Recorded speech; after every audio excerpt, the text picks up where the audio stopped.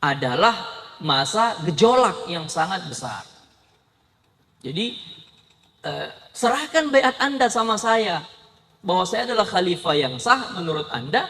Setelah itu kita stabilkan keamanan sama-sama. Kalau sudah stabil, hukum kisos kita tegakkan. Yang kedua adalah kalau eksekutor kisos, ya tentu pemerintah. Dan pemerintah yang sah adalah saya, kata Ali radhiyallahu anhu.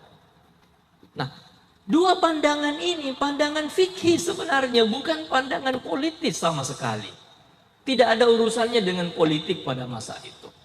Karena Muawiyah juga tidak pernah merasa berhak untuk menjadi khalifah menyaingi Ali bin Abi Thalib. Tetapi pandangan ini tidak bisa dipertemukan hingga akhirnya berujung kepada peperangan yang disebut sebagai Perang Siffin tahun 36 Hijriah. Tidak selesai, paling tidak selesai. Maksudnya perang tersebut tidak menyelesaikan masalah. Ali tetap pada pendiriannya, Muawiyah tetap pada pendiriannya. Ya. Hingga akhirnya terbunuh. Ali terbunuh pada tahun 40 Hijriah. Diangkat dan dibaiat putranya, yaitu Al-Hasan radhiyallahu anhu. Nah, ketika Al-Hasan diangkat sebagai khalifah, beliau menganggap bahwa kondisi ini tidak akan pernah berakhir. Perpecahan ini tidak pernah selesai. Hingga akhirnya mundur dari pemerintahan dan menyerahkan kepada Muawiyah bin Abu Sufyan radhiyallahu anhu. Di samping bahwa memang Muawiyah lebih senior daripada Al-Hasan. Al-Hasan adalah putra dari Ali radhiyallahu anhu. Muawiyah lebih senior dari Al-Hasan. Maka Al-Hasan dengan legowo mundur. Silahkan. Dan ternyata betul. Tahun 40 ketika Muawiyah dilantik, seluruh kaum muslimin bersatu. Maka disebut sebagai tahun persatuan Amul Jamaah. Tahun berapa itu? 40. Tahun 40 Hijriah, ya. Dan sejak tahun itulah Muawiyah memerintah radhiyallahu anhu sampai tahun 59 Hijriah. Ketika Muawiyah memerintah, metode khilafah sudah selesai. Metode khilafah sudah selesai. Sampai pada Ali bin Abi Thalib radhiyallahu anhu, metode khilafah sudah selesai. Seperti yang Nabi memang bilang bahwa khilafah ala minhajin nubuwah itu hanya bertahan kurang lebih 30 tahun. Kurang lebih 30 tahun. Dan betul bahwa Abu Bakar Siddiq memerintah mulai dari tahun 10, Ali wafat pada tahun 40. Jadi persis 30 tahun. Setelah itu kata Nabi SAW, muluk adalah periode dan masa raja-raja. Nah, Al-Hasan bin Ali radhiyallahu anhu dihitung sebagai khalifah pengganti, tetapi karena beliau mundur maka tidak dianggap sebagai khalifah. Dan itu juga yang menyebabkan mengapa kaum Syiah Itsna Asyariyah yang mengakui 12 imam, sekte Syiah yang paling ekstrim, bukan paling ekstrim sih, sekte Syiah yang paling mayoritas dianut oleh kaum Syiah, mengeluarkan Al-Hasan dari sistem 12 imam itu. Bukan Al-Hasan, putranya.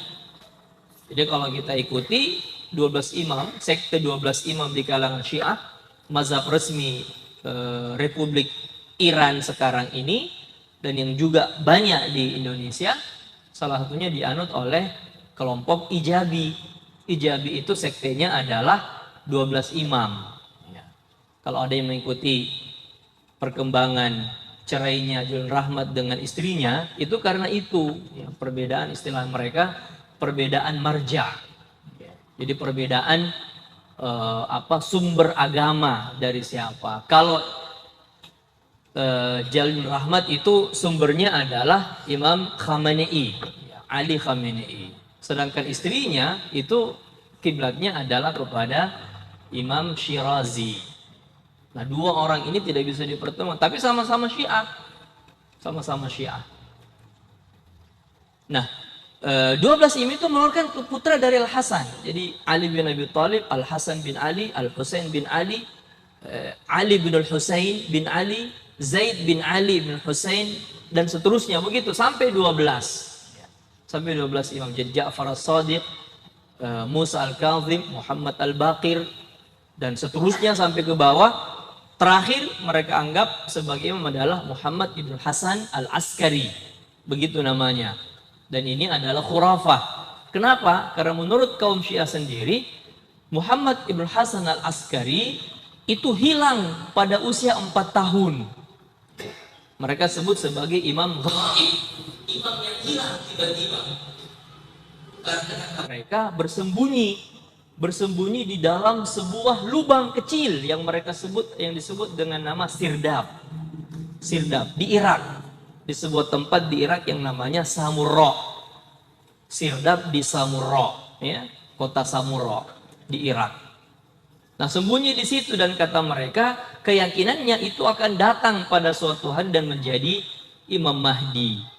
Jadi Imam Mahdinya kaum Syiah itu adalah anak berusia 4 tahun yang bersembunyi dalam sebuah lubang kecil, lebih kecil dari lubang tikus, yang nanti akan keluar pada akhir zaman.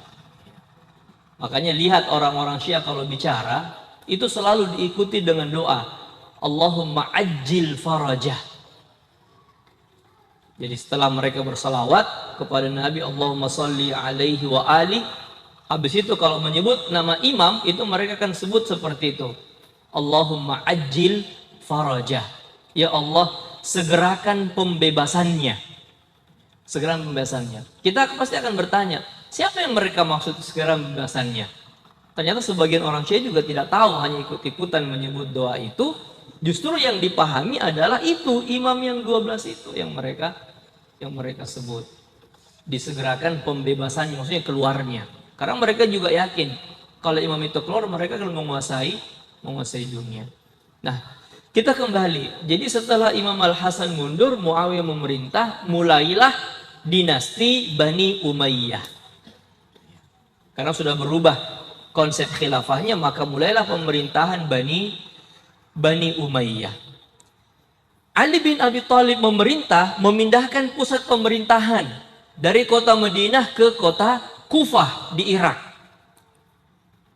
Ke kota Kufah di Irak.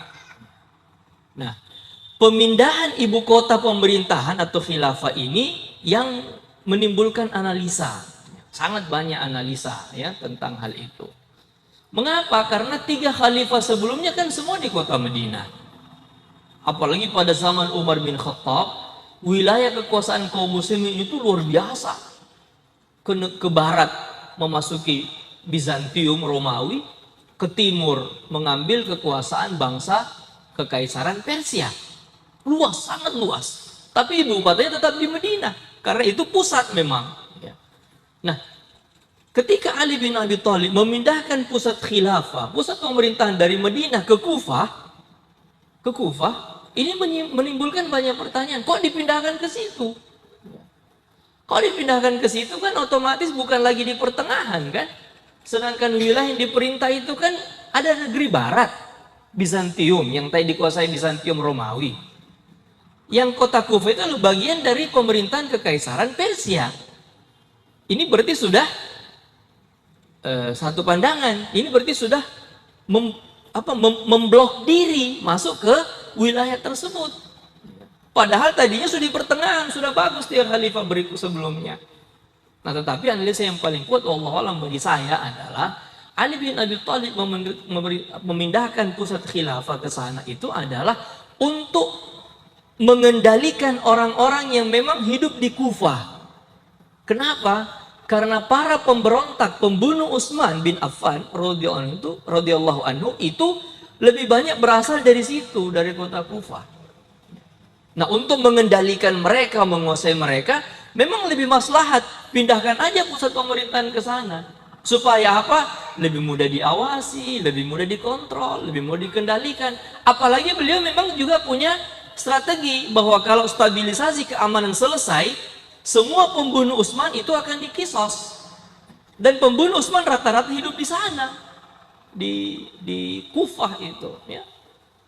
Nah, itu satu analisa, itu bagi saya Allah itu yang paling kuat ya.